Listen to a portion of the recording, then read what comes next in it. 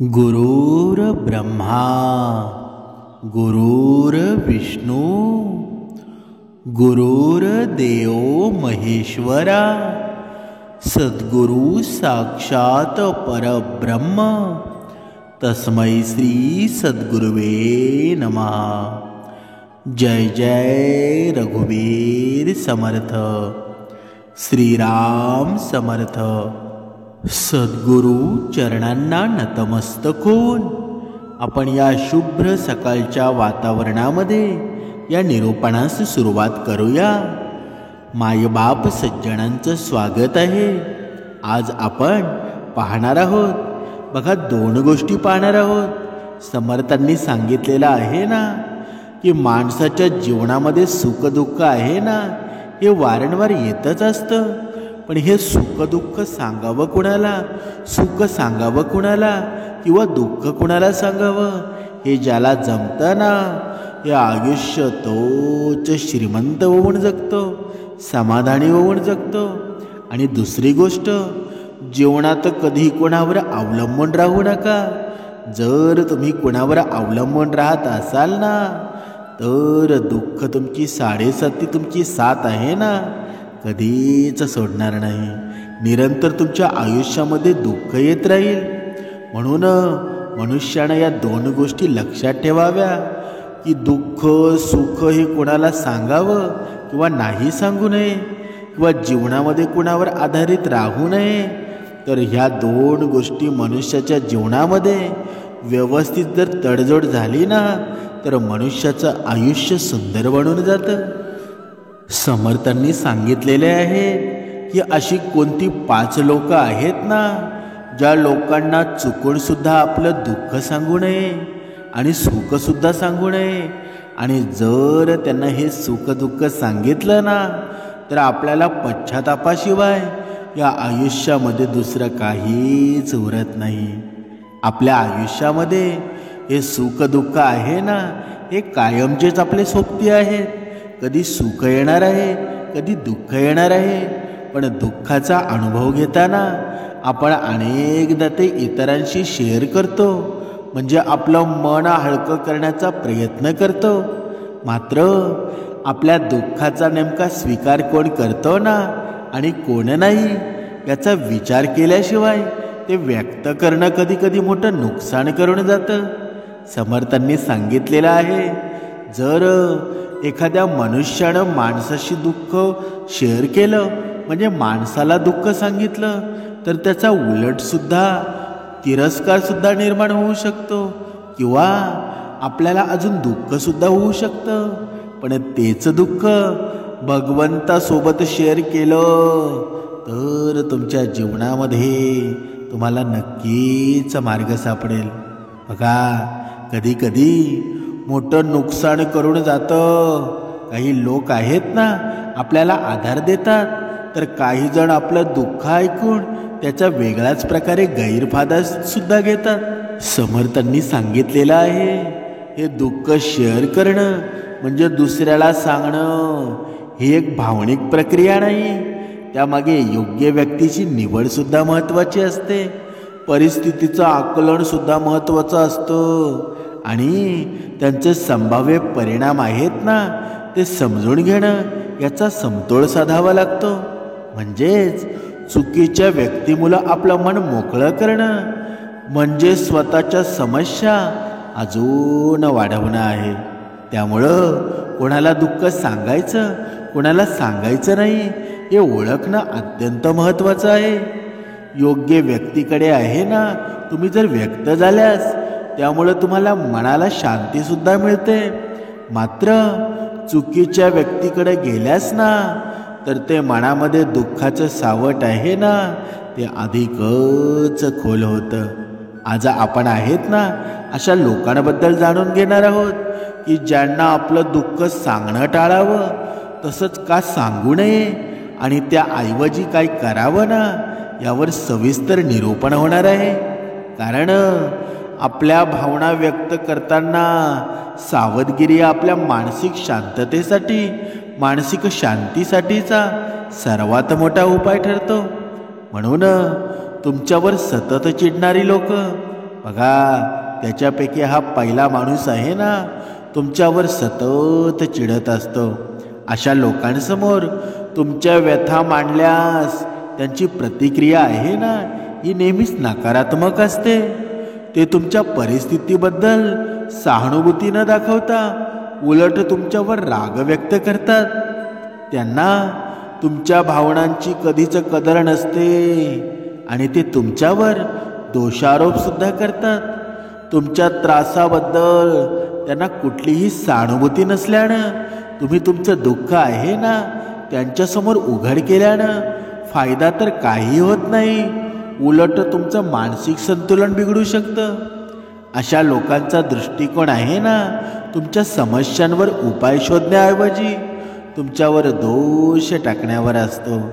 ते तुमच्या त्रासाकडे पूर्णपणे दुर्लक्ष करतात, ज्यामुळं तुम्हाला वाईट वाटतं, तुमचा आत्मविश्वास कमी होतो. अशा लोकांना आहे ना, तुमचं दुःख सांगणं टाळावं, कारण त्यांच्याकडून मिळणाऱ्या वाईट प्रतिक्रियेमुळं तुमच्या समस्या सोडवण्याऐवजी त्या वाढवण्याची शक्यता जास्त असते ना. म्हणून तुमची आता दुसरं पाहूया, तुमची चेष्टा करणारी लोक. काही लोकांसाठी तुमच्या दुःखाचा आणि व्यथांचा उपयोग आहे ना, फक्त विनोद किंवा मस्करी करण्यासाठी होतो. तुमच्या गंभीर भावनांबद्दल त्यांना कधीच सिरियसनेस वाटत नाही. त्यांच्यासाठी तुमच्या दुःखांचं गांभीर्य आहे ना, ते समजण्याऐवजी तो एक मनोरंजनाचा विषय असतो. म्हणून अशा लोकांजवळ तुमच्या भावना व्यक्त केल्या ना, तर तुमच्या समस्या सुटण्याऐवजी त्या सार्वजनिक ठिकाणी चर्चा किंवा हसण्याचा विषय बनतात. त्यांच्या या वागणुकीमुळं तुमच्या आत्मसन्मानाला धक्का बसतो आणि जेव्हा तुम्हाला गोष्टी कळतात ना, तेव्हा तुम्ही आणखीन निराश होता. अशा लोकांपासून दूर राहणं हे कधीही महत्त्वाचंच आहे ना, कारण ते तुमचं दुःख समजावून घेण्याच्या कधीच क्षमतेचे नसतात. आपली मानसिक शांतता आहे ना, ते राखण्यासाठी आणि आपल्या भावनांचा आदर करणाऱ्या लोकांना शोधण्यासाठी सावधगिरी बाळगा. म्हणजे काय? म्हणजे आपण कधीकधी मित्र बनवतो, कधीकधी अनोळखी मित्रसुद्धा आपल्या एवढ्या जवळ येतो ना, की आपल्याला कळतच नाही की आपण त्याच्याशिवाय जगू शकत नाही. पण ही आपली सर्वात मोठी भूल असते. जेव्हा मैत्री नवीन नवीन होते ना, तेव्हा आदर, एकमेकांना सन्मान, प्रेम या सर्व गोष्टी येत असतात. पण या गोष्टींना तुम्ही भुलून जाऊ नका, कारण खरा तोच मनुष्य असतो जो आपल्या संकट काळामध्ये आपल्याजवळ असतो. आणि आपण न पाहिलेले, न ओळखीचे मित्र जर बनवले ना, तर त्याच्यामध्ये तुमची फसगत नक्कीच होणार आहे. म्हणून पुढचा मनुष्य पाहूया. तुमच्याशी स्पर्धा करणारी लोक, म्हणजे ही अशी लोक असतात ना, ज्यांच्याशी आपलं स्पर्धात्मक नातं असतं. अशा लोकांसमोर तुमचं दुःख सांगणं आहे ना, तुमच्यासाठी धोकादायक ठरू शकतं. कारण एकदा तुमची कमजोरी त्यांना कळाली ना, की मग असे लोक तुमच्या कमजोरीचा गैरफायदा घेतात आणि त्याचा उपयोग स्वतःच्या फायद्यासाठी करतात. ते तुमचे स्पर्धक असल्यामुळं तुमचं दुःख सोडवण्यासाठी ते कधीच पुढाकार घेत नाही. उलट आहे ना, ते तुमच्या त्रासाचा उपयोग स्वतःला वर येण्यासाठी करू शकतात. म्हणून अशा लोकांचं तुमचं दुःख सांगितल्यावर ते तुमच्या समस्या इतरांपर्यंत पोचवून तुमचं वाईट चित्र उभं करू शकतात. त्यामुळं अशा लोकांसमोर तुमच्या भावना व्यक्त करण्याऐवजी त्यांना तुमचं खाजगी आयुष्य कळू देऊ नका. तुमचं दुःख सांगण्यासाठी विश्वासू व्यक्ती निवडा, ज्यामुळं तुम्हाला आधारसुद्धा मिळेल आणि तुम्हाला शांततासुद्धा मिळेल. आता तुम्हाला सतत उपदेश करणारी लोक बघा, आपण या संसारामध्ये पाहत असतो. काही लोक आहेत ना, तुमचं दुःख समजून घेण्याऐवजी सतत अनावश्यक सल्ले देण्यात गुंतलेले असतात. त्यांच्या सल्ल्यांमध्ये सहानुभूती तर अजिबात नसते. उलट बऱ्याच वेळेला त्यांचा सूर असतो ना, तो नकारात्मक झालेला असतो. अशा लोकांसोबत संवाद साधल्यावर तुम्हाला नकारात्मक वाटू शकतं. ते तुमच्या त्रासाला गांभीर्याने न घेता तुमच्यावर दोषारोप करून तुमचं दुःखच वाढवतात ना. त्यांच्या उलटसुलट सल्ल्यामुळं तुम्ही आणखी गोंधळामध्ये पडू शकता आणि त्यातून मार्ग काढणं खूप कठीण होऊ शकतं. त्यामुळं अशा लोकांसमोर तुमच्या भावना व्यक्त करणं टाळा किंवा तुमच्या समस्येवर उपाय शोधण्यासाठी सकारात्मक दृष्टिकोन असलेल्या व्यक्तीचा शोध घ्या.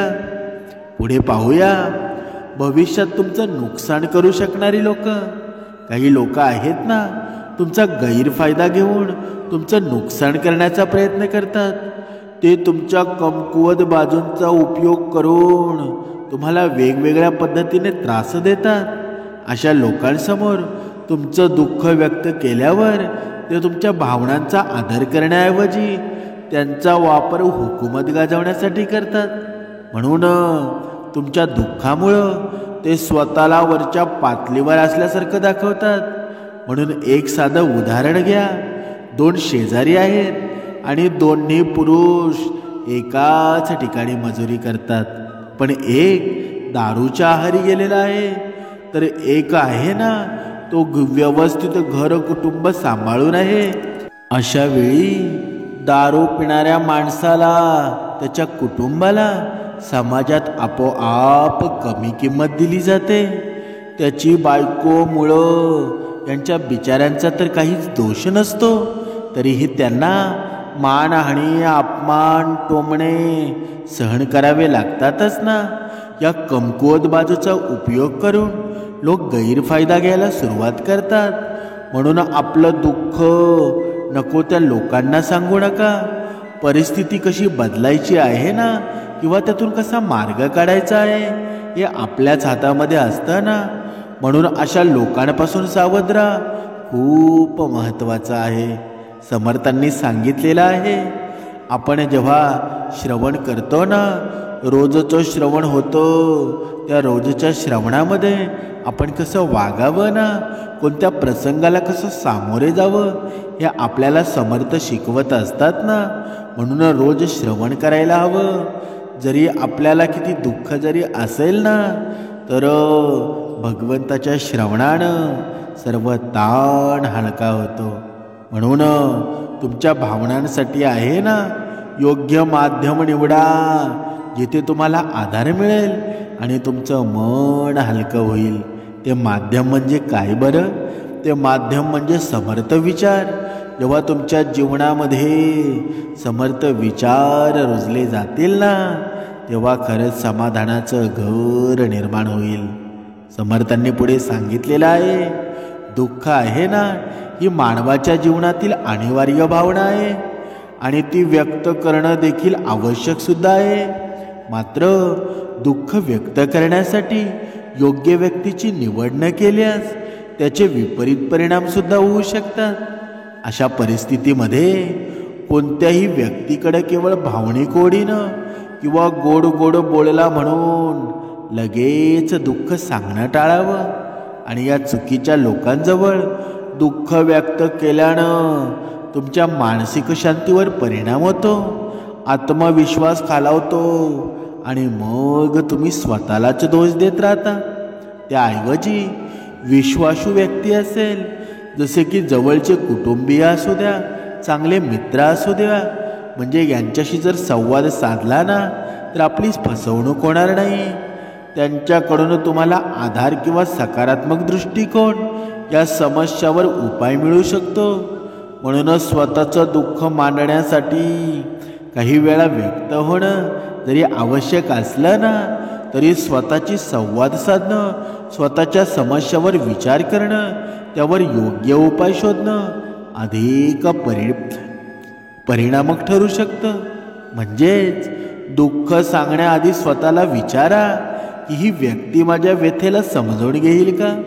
तिच्या सल्ल्यामुळं मला शांतता मिळेल का? तुम्हाला जर योग्य उत्तर मिळालं ना, तर पुढे पाऊल उचला. कारण हे आयुष्य आहे ना, हा एक प्रवास आहे, जिथे तुमचं मन हलकं होणं आणि समाधान मिळणं हे महत्त्वाचं आहे. त्यामुळं दुःख योग्य ठिकाणी व्यक्त करा आणि मानसिक शांतता टिकवून ठेवा. शेवटी जीवनामध्ये आनंद टिकवण्यासाठी आत्मविश्वास आणि योग्य माणसाची निवड आहे ना, हीच खरी ताकद आहे.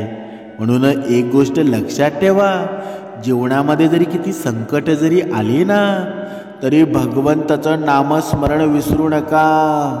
भगवंताला अजिबात विसरू नका. जेव्हा तुमच्या जीवनामध्ये 2 वेळची उपासना आणि हे रोज श्रवण घडेल ना, तेव्हा कितीही जरी दुःख आली ना, तरी आपल्याला एकदम छोटीशी वाटू लागतील. म्हणून समर्थांनी सांगितलेलं आहे ना.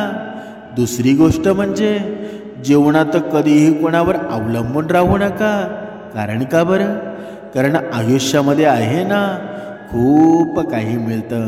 आपण आपलं त्याच गोष्टी मोजत बसतो ज्या आपल्याला मिळालेल्या नाहीत. म्हणजे पेन आणि पेनामधील शाई आहे ना, ही निर्जीव असते, परंतु पेनाच्या टोकाला जी धार असते ना, ती लिखाणामधून भळ्याभळ्यांची वाट लावत असते. बघा, तुम्ही ऐकलं सुद्धा असेल, जेव्हा मोठी स्वप्न पाहणारेच मोठे स्वप्ने सत्याच उतरवतात. पण आपण मात्र अगोदरच एखादं संकट जरी आलं ना, आपण लगेच घाबरून जातो.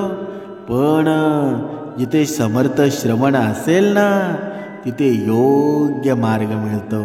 म्हणून आधार देणारा हात आहे ना, तो रिकामा जरी असला तरी चालेल, पण स्पर्श मात्र बळ देणारा असावा. आणि समर्थ वाणीतून हा स्पर्श आहे ना, तुमचं सर्व बाजूने योग्य ते काम करत असतो. म्हणजे ही तुम्हाला ममता मिळते, तुम्हाला धनसंपत्ती मिळते, तुमच्या मनाला समाधान मिळतं. अजून या जीवनामध्ये काय हवं बरं? समर्थांनी सांगितलेलं आहे, ज्या निर्णयामुळं सगळ्या आयुष्याला वेगळं वळण मिळण्याची शक्यता असते ना, तिथं स्पीड कमी करावा. इतकंच नाही तर क्षणभर थांबावं सुद्धा.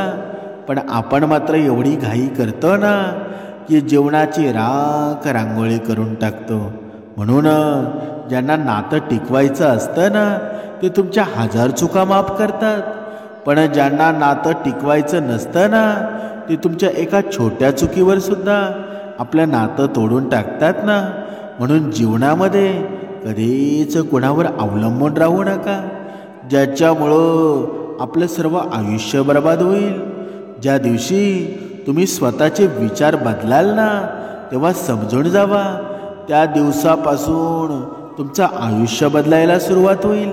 पण अगोदर आपली संगत कोणाशी आहे ना, ते अगोदर आपण तपासावं.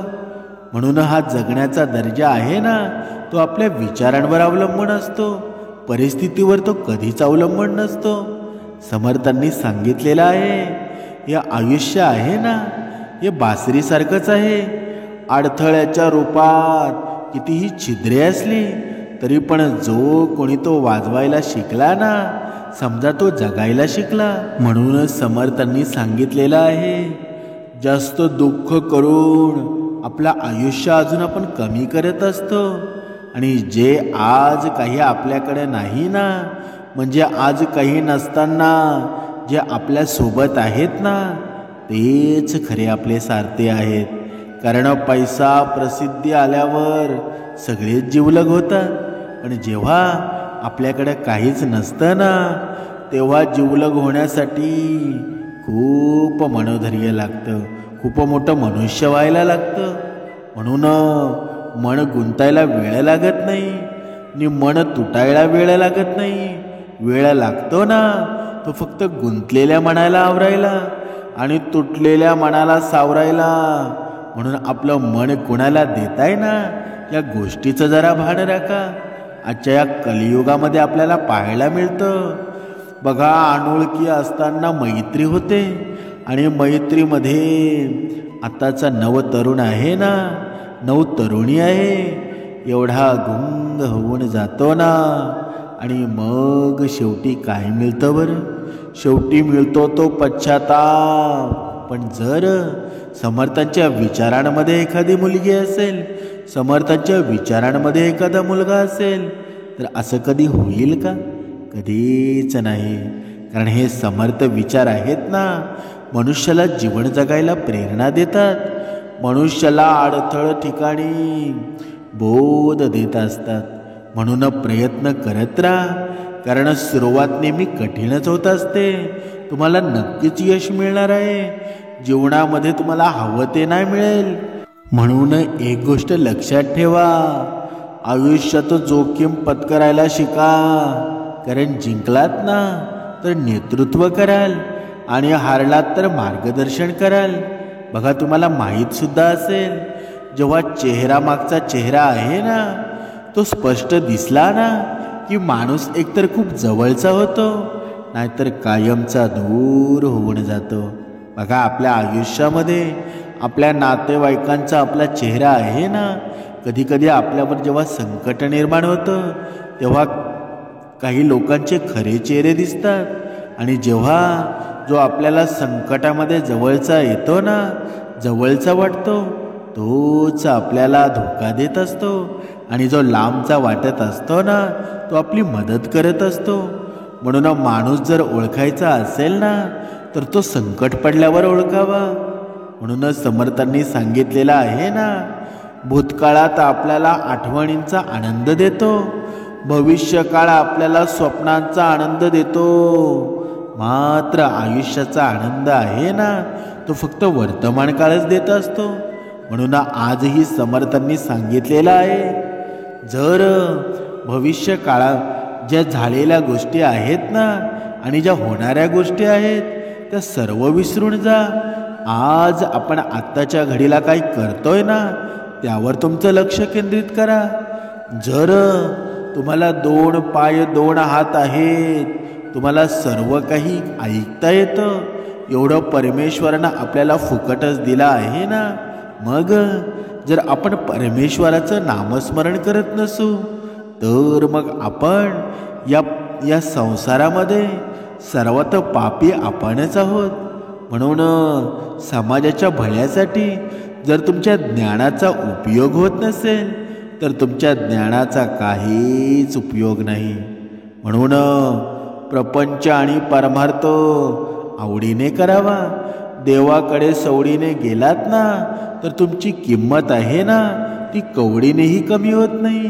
बघा, किती सुंदर वर्णन केलेलं आहे. जर आपल्याला आवड असली ना तर आपल्याला सवड सुद्धा नक्कीच होते. पण मनुष्य मात्र कुठे सांगितलं ना की एखाद्या सत्संगाला चल, कीर्तनाला चल, मंदिरामध्ये जाऊन आपण थोडं भजन करूया, तेव्हा मनुष्य काय म्हणतो बरं, मला वेळ नाही.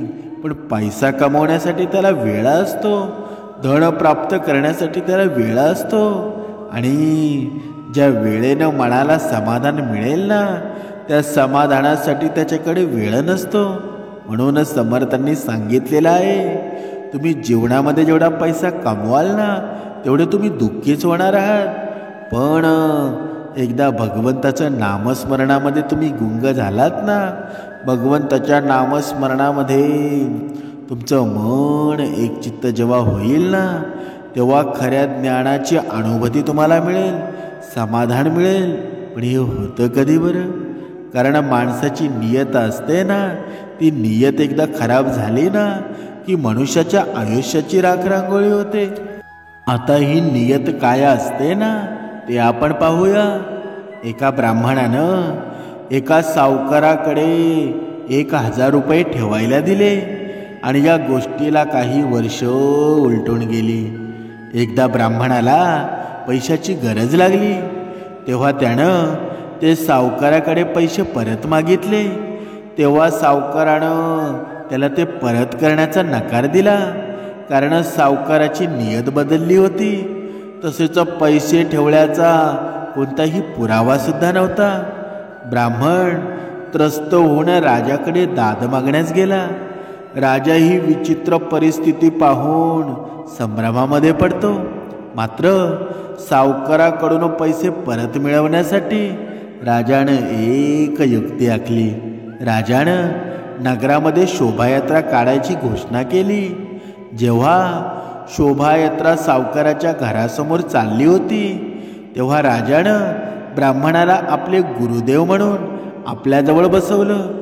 सावकारानं हे पाहून विचार केला की ब्राह्मण तर राजाचा गुरु आहे, राजा याच्या ऐकण्यात असेल तर आणि यानं राजाला 1000 रुपयांबद्दल सांगितलं ना तर राजा मला माझ्या खोटेपणाबद्दल दंड केल्याशिवाय राहणार नाही. यातून वाचवण्यासाठी मी ब्राह्मणाचे पैसे परत केलेले बरे. शोभायात्रा संपताच सावकाराने 1000 रुपये ब्राह्मणाच्या घरी पोच केले. यामुळं ब्राह्मणाला खूप आनंद सुद्धा झाला. राजाच्या हुशारीमुळं त्याला त्याचे पैसे नाही तर योग्य सन्मान सुद्धा मिळाला. याचं तात्पर्य काय बरं? कारण जीवनामध्ये कधी कधी असंही होतं की आपल्याजवळ खरेपणाचा पुरावा नसतो, तेव्हा हुशारीनंच सत्य जगासमोर आणावं लागतं. म्हणून समर्थांनी सांगितलेलं आहे ना, आयुष्य जरी किती खडतलं असलं ना तरी मनुष्यानं समोरच्याकडून जर पिळवणूक होत असेल तर बघतच राहावं का? अजिबात नाही. आपल्या डोक्याचा विचार करावा आणि हे डोक्याचा विचार करण्यासाठी प्रभावी शस्त्र म्हणजे हे श्रवण आहे. हे श्रवण जर तुमच्या रोज घडत राहिलं ना तुमच्या ज्ञानामध्ये सुद्धा भर पडेल. जीवन हे जगावं कसं ना, समोरच्याला कसं उत्तर द्यावं, ही समर्थ वाणी आहे ना कधीच खोटी ठरणार नाही. पण ही मनाची एकाग्रता आहे ना ही खूप महत्त्वाची आहे. कारण ज्या माणसाकडं ही मनाची एकाग्रता नसेल ना तो जीवनामध्ये कधीच मोठं कार्यसुद्धा करू शकत नाही. आणि ही मनाची एकाग्रता निर्माण होईल कधी बरं? जेव्हा आपण ब्रह्ममुहूर्तावर उपासना करू ना तेव्हाच होईल ना. आपण एका उदाहरणाद्वारे स्पष्ट करूया. एकेकाळी एक वृद्ध योद्धा होता. त्याच्या काळातील तो सर्वत्र प्रसिद्ध असा योद्धा होता. त्याला कोणत्याही प्रकारच्या युद्धामध्ये कुणीच हरवू शकत नव्हता. त्याची ख्याती होती ना सर्वत्र पसरलेली होती. त्यानं त्याच्या शिष्यांना किंवा मुलांना युद्धकलेचे शिक्षण देण्यास सुरुवात केली होती. त्याचवेळी एक तरुण योद्धाही प्रसिद्ध होत होता. दिग्गज योद्धे सुद्धा या तरुण योद्ध्यासमोर हार मानत होते. या प्रतिस्पर्ध्याचे कच्चे दुवे ओळखून त्याला सहज पराभूत करण्यात त्याचा हातखंडा होता. अतिशय कमी कालावधीमध्ये त्यानं हा वृद्ध योद्धा सोडल्यास सर्व योद्ध्यांना पराभूत केलेलं होतं. त्याचं नाव सर्वत्र गाजू लागलं. मिळणारी प्रसिद्धीचा आता त्याच्या मनात अहंकार जागृत झाला. त्यानं विचार केला की या वृद्धाला हे हरवून अजिंक्य हे बिरुद लावून मिरवू. त्यानं वृद्ध योद्ध्याला आव्हान दिलं आणि शिष्यांची मनाई केली. शिष्यांनी त्याला मनाईसुद्धा केली. तरी वृद्धानं त्यांचं आव्हान स्वीकारलं. तरुण योद्धा ठरलेल्या दिवशी वेळेवर रणांगणामध्ये येऊन उभा राहिला आणि भविष्यातील विजयाची कल्पना मनात धरून तो आनंदी होत होता. पण हा वृद्ध योद्धा होता ना तो शांत होता, संयमी होता आणि त्या स्थितीमध्ये त्याच्या समोर उभा होता. युद्ध सुरू झालं आणि तरुणाच्या प्रत्येक वाराला वृद्धाकडे प्रतिवार तयार होता. तरुण योद्धा हळूहळू का होईना दमू लागला होता आणि युद्ध हारतो आहे हे लक्षात येताच त्यानं वृद्धाला अपशब्द वापरण्यास सुरुवात केली जेणेकरून वृद्धाचं लक्ष विचलित होईल. पण त्याचा उपयोग काही झाला नाही. वृद्ध अविचल राहिला, त्याचा संयम ढळला नाही. अखेरीस तरुण योद्धा पराजित झाला. त्यानं स्वतःहून हार पत्करली आणि तेथून पराजित होऊन निघून गेला. तो गेल्यावर शिष्याने त्या वृद्धाच्या मुलांनी वृद्धाला विचारलं, बाबा तो तरुण तुम्हाला अपशब्द वापरत होता तरी तुम्ही शांत कसे राहिलात बरं? तेव्हा वृद्ध गुरु म्हणाला, मुलांनो, कोणत्याही युद्धामध्ये शारीरिक बळाबरोबरच मनाची एकाग्रता महत्त्वाची असते. कोणत्याही परिस्थितीमध्ये मन कणखर असेल ना तर तुमचा विजय निश्चित आहे. तात्पर्य काय बरं? कारण या मनाची एकाग्रता साधल्यानं बरेचशी कामे साध्य होतात. मन एकाग्र करून कोणतंही काम जर केलं ना तर यश तुमच्या जीवनामध्ये हमखास प्राप्त होईल. म्हणून जीवनामध्ये 2 गोष्टी मनुष्यानं लक्षात ठेवायला हव्या. कारण जीवनामध्ये कुणावर कधी अवलंबून राहू नका. आणि जीवनामध्ये आपली सुख दुःख आहेत ना, कधीच कोणाला सांगू नका. कारण जेव्हा या अशा व्यक्तीला सांगा की आपल्या काळ्या रात्रीला देखील जेव्हा आपल्यावर संकट निर्माण होईल ना, तेव्हा झोप सोडून तो आपल्यासोबत उभा राहील. जर अशा व्यक्तीला, पण असा व्यक्ती कोण आहे का या जीवनामध्ये? तो आहे ना, फक्त माझा भगवंत आहे. भगवंत शिवाय दुसरा कोणीच नाही. म्हणून काही हितगुज करायचं झालं ना तर उपासनेला बसून करावं. तुमच्या जीवनामध्ये नक्कीच त्याचं उत्तर सापडेल. जय जय रघुवीर समर्थ.